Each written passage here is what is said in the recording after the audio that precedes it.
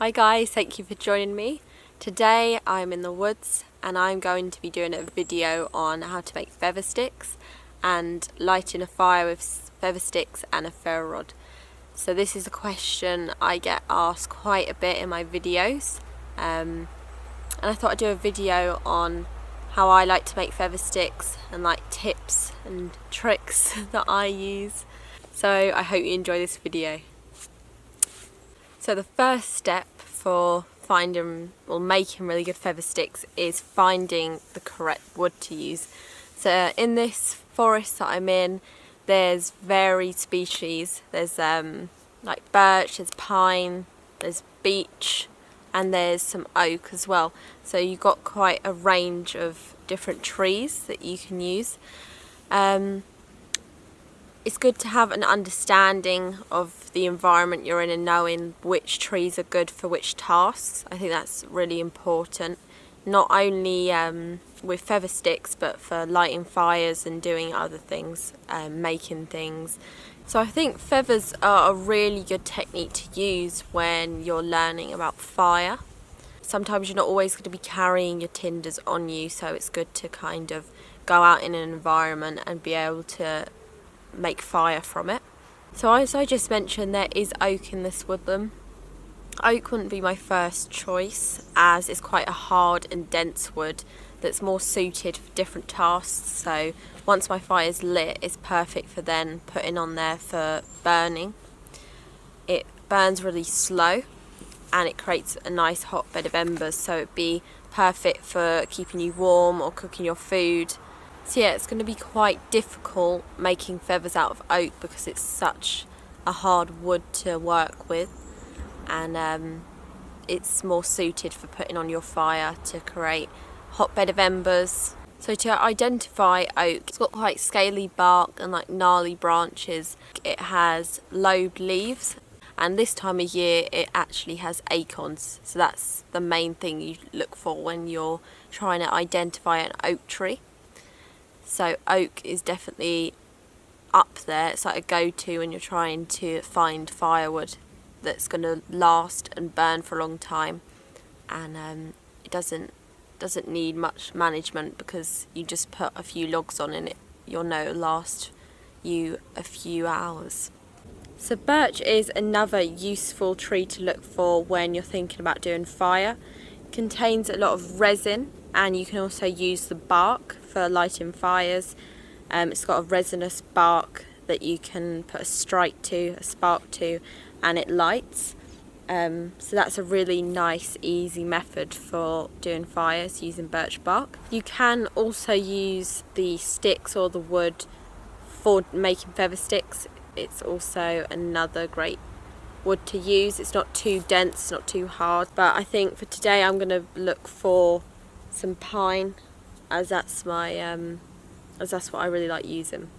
So also when you're looking for wood, you want to look for dead standing mostly if you're hoping to cut like a log and baton it, so you can get pieces of material from that. Or you could just snap like twigs from the actual tree. It's totally down to you and what you prefer. I like doing both, mixing it up a bit. But when I do decide to cut a log that I can baton, I will look for dead standing. So there is a lot of dead standing pine around, as you can see, and what you want to look for is a piece that's still quite hard, so it hasn't been on the ground for ages and become rotten and really damp and soggy. You want a piece that's still firm. So the advantage of getting the twigs off the tree are that they are still quite resinous and they will contain fat wood some of the time. So when you cut like branches or snap twigs, some will still contain some fat wood, and fat wood is a really resinous chunk of wood that's like orangey colour, and it smells really strong of resin. So if you do get lucky and you do find a bit of fat wood, it does make lighting a fire a lot easier because it's really resinous, meaning that if you put a strike on it, it's more likely to catch, and it burns for a long time also. So if you're not wanting a fire that's really smoky, maybe you want to make a smoky fire for the mosquitoes, or you want to smoke meat or whatever, then it is a good idea to get punky or rotten wood and put it on the fire. If you don't want it smoky, you just want a normal fire to give out heat and wood that's going to burn for a long time, then I would suggest getting dead standing. For feather sticks, you don't want punky wood, you want quite solid wood that you can really work with and get them curls and feathers. You also don't want to be cutting down a green tree or getting green branches, because it's not going to work well when you're starting a fire. When you're starting a fire, you want really dry materials or resinous materials. So a big advantage of using pine is that it is dead straight, so that is really handy when you're making feather sticks. You also want to pick a piece that's hardly any notches in, that is fairly thick. So as I'm in a damp climate, thin wood will absorb moisture far easier than thicker wood, so getting quite a thick piece will mean it is nice and dry inside. I am going to baton through it anyway, so mainly when you baton wood it's dry on the inside, but if it's really thin then moisture will get in and make it damp.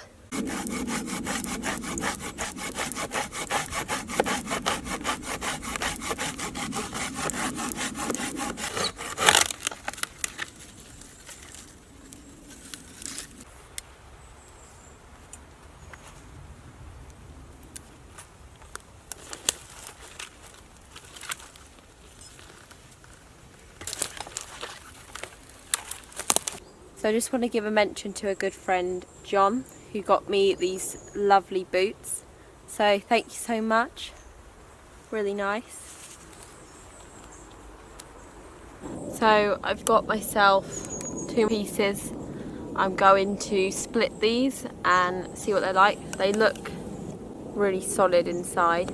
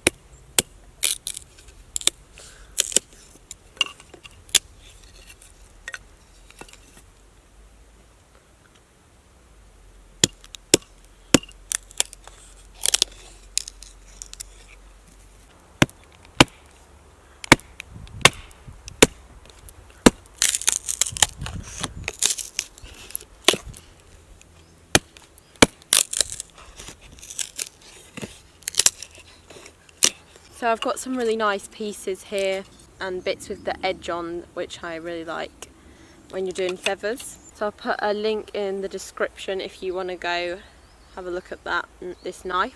I'm just going to be testing it out, seeing what it's like. I kindly got given it by TBS actually.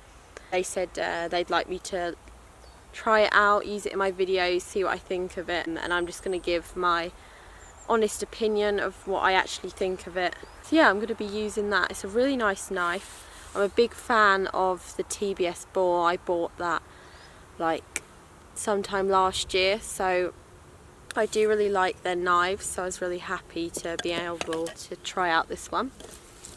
So yeah, I'm going to be using this to do some feathers. So when doing your feathers, it's ideal to have a nice flat base to lean on. So you can either get a stump or a piece that you've chopped and you can lean it on there. It's nice to have a base to kind of lean on. If you're really confident and you're used to it, then you can just, you don't really need a base, but it just makes it more comfortable and you get better quality feathers. So you want a nice sharp knife that's been recently sharpened with a good edge on there. Obviously the sharper your knife, the easier it is to be able to produce feathers.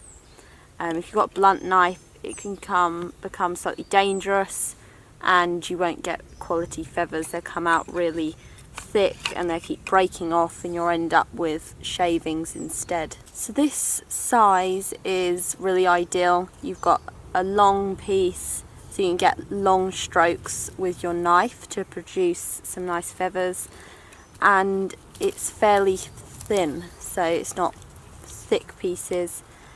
And obviously pine, like I mentioned before, is really soft wood, so it's going to be easy to manipulate. Before I actually start and get on with doing the feathers, if you are on this video and you're learning how to make feathers, or you don't know how to do them and you're trying and you're finding it difficult, just remember that it just takes time and patience and you'll eventually get there. Just like anything, the more practice you have, the better you'll get at it. It took me ages and ages to be able to do feathers when I first started, just getting used to the knife and which woods to use. So I guess it just takes time, and the more you do something, the better you'll get at it. But I'm sure everyone will get this. Hopefully you'll get it through this demonstration anyway. There's plenty of other different videos on how to do feathers also. So you just want to lean your piece of kindling onto your surface.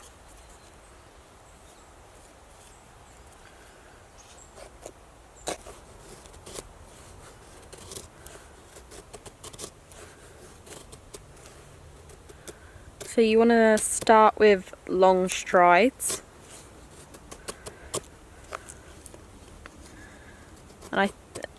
And the more pressure you apply, the thicker the curls you're going to get. So when making your feather stick, you want to produce different type of curls. You want thinner pieces that are going to catch the spark of your ferro rod when you're lighting the fire, and then you want some thicker pieces to maintain the feather stick so it burns for longer. So you want a mix of different sizes, and when you do different angles on your blade you will get them different sort of feathers. So the more pressure you put down and the different angles on your knife, you will see different results. So when you're looking at your knife, you know that near the tip you can get some really fine feathers that are really thin and that are flammable when you put a spark to it. And then near towards the handle, the thicker part, you can get some really thick shavings and feathers to keep your fire going for longer. So you can add some thicker pieces of wood and add some kindling to your fire. So once you've got used to doing feathers when you've got a base, you can start practicing not having one, because sometimes you might not be able to find a really stable base.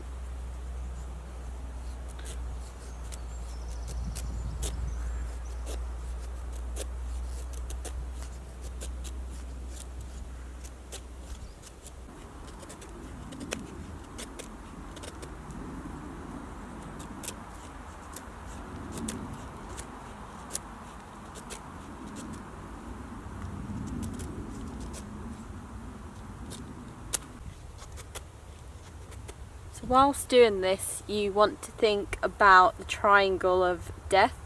So you want to make sure that you haven't got your legs in the way of your knife. If you do slip with your knife, you don't want to be cutting it into your legs. The inside of your legs have a lot of your main arteries, so if you cut into them and you're quite deep in the woods, then it's pretty much game over, because you can bleed out a lot from them areas. So you just want to be safe, make sure that your hands are not in the way and you're facing the blade away from you. Another technique you can use is the knee grip. So if you put your blade into your knee, obviously not the sharp side, you don't want to be doing that, the 90-degree spine, you want to place and slot it into your knee. There should be a little notch that you'll find in your knee where it fits comfortably. And you want to get your piece of wood and you just want to pull back. So the blade just stays there. You can change the angle of it to make the feathers a different size. But you should just be controlling the wood. That's all you want to be moving to get some nice feathers. This is really handy as well when you've got a piece of wood that's really tough. Maybe you couldn't find pine in your forest and you've had to use a denser wood. This is a good technique to use. So you can see that when I'm doing feathers, I aim to go on these ridges of the wood that just naturally form when you split. It's a lot easier to do it on like the spines.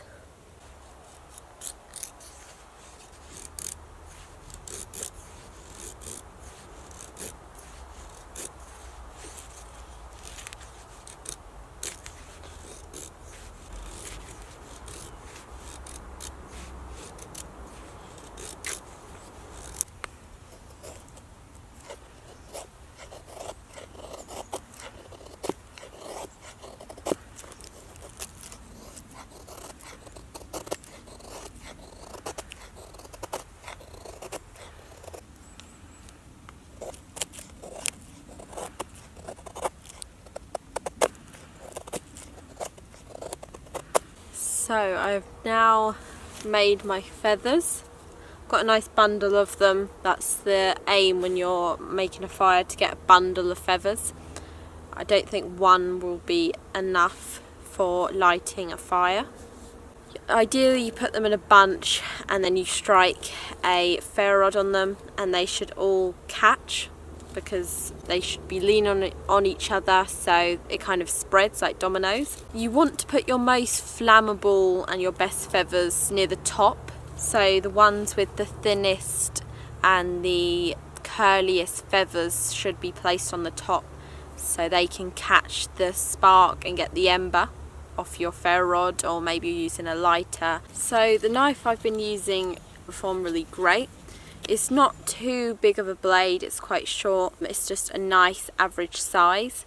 I usually use the boar knife for like bushcrafty tasks and doing feathersticks, so I was used to doing them with the boar, which is a little bit bigger than this. But this did really well. I like the size of it.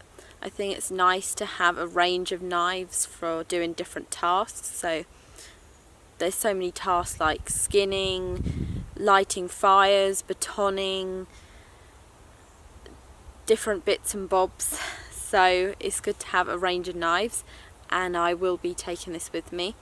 I recently did a video on the survival lily knife, which is quite a large knife, which I did feathersticks with, and it worked really well. I think the key is getting a knife that you're used to and that you're familiar with, so you're used to the knife, used to how it operates, and it'll be easier to do different tasks with it, especially feathersticks. So yeah, it's pretty straightforward. You get a log, you split it down to little pieces, and you push downwards, not too hard, and kind of angle your knife in a certain way to give you curls. You make different types, different thickness, different shape curls, and that is a feather stick. So it's not too complicated, it's quite straightforward, you just got to get the hang of it. So it's just like picking up a ferro rod and trying to use it for the first time. You're not gonna get that right angle, but once you start getting used to it, you will kind of feel that you have to flick your knife to get the right angle on your 90-degree spine with a ferro rod. I guess it's like that sort of thing. You just got to get used to it. So feathers is absolutely great when there isn't much tinder around to use. You can also do this when it's a wet weather fire. It's obviously not raining, we're in autumn now, so it isn't too wet at the minute. It is quite damp though, so I think it was a good idea to split down a log, especially in a wet weather fire. You're splitting it down, you've got the least moisture and it wouldn't be wet inside of the log. So on my travels I've come across some fat wood. I'm surrounded by loads of pine trees, so I just sawed off one of the branches, one of the low down branches, which was handy, and found some fat wood in them. I might do a separate video on finding fat wood and pine resin in the future. I'm going to be using that. Fat wood is really flammable and it's filled with loads of resin like I mentioned earlier, so I'm going to be using that now. What's really handy about this woodland is the branches are really low down on the pine trees, which is quite rare. When a forest or a woodland is overgrown and there's loads of trees, the pine grow really tall to fight for the sunlight, and the branches grow further up the tree, so you can't always reach them. So because this is quite open and it's been managed well, the branches are quite low down, so it means that you can get any branches or sticks and collect some fat wood from them. It doesn't damage the tree. Yeah, and I guess it allows new growth also. When people say, oh, you shouldn't cut trees down, it is a good thing because it allows new growth. It allows things to grow on the forest floor. Like you can see there's so many different varieties of moss and fern, so it's because there's more sunlight getting in onto the floor.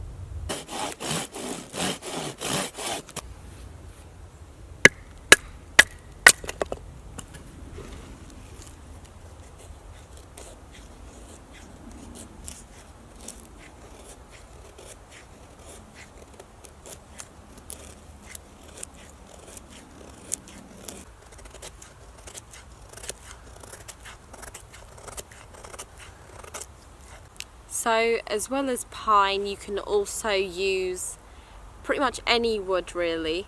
I'd say the top 3 favourites would be pine, birch and hazel.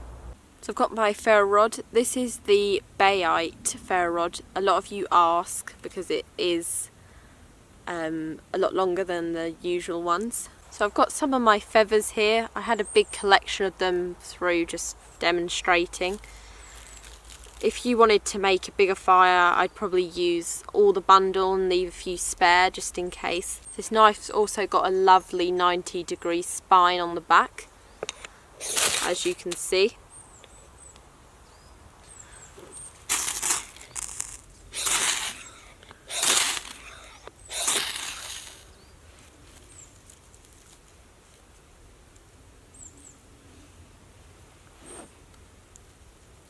So it's finally lit. You just want to turn the feather upside down or face it and keep turning it so all the feathers catch.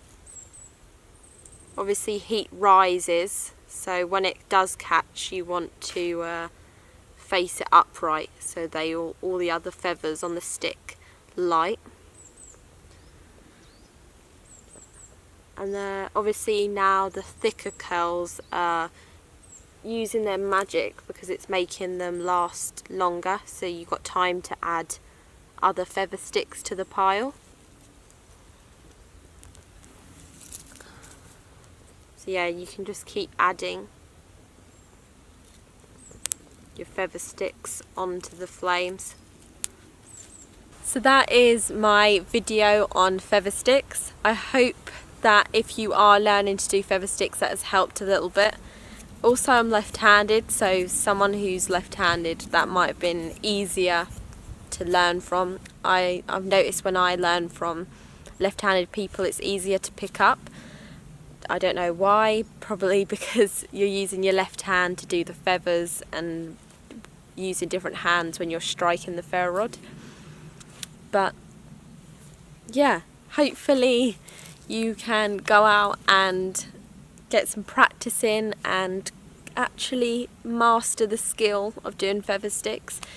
Obviously, the more skills you have when it comes to fire, the more well-rounded you are.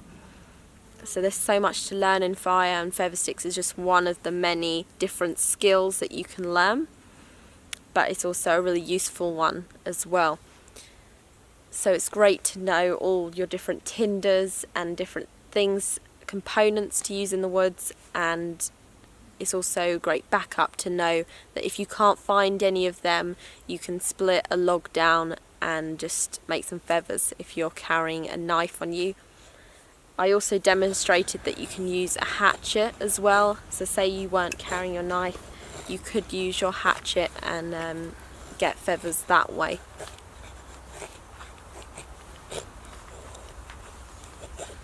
So I might do a video on finding fat wood and resin in the woods as well, because that's also something that's really useful and that does help when you're doing feather sticks, finding fat wood and making fat wood shavings also.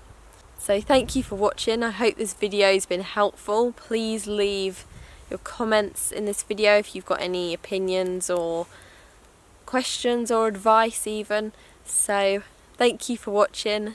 Thank you to all my subscribers. I cannot believe that I am on 28,000. It's crazy, absolutely crazy. So thanks so much. I was hoping to get 27 by the end of this year, 27,000 subscribers, but I've reached that, I've gone past it, and we've still got a few months left till the end of the year. So thank you, thanks for subscribing to me.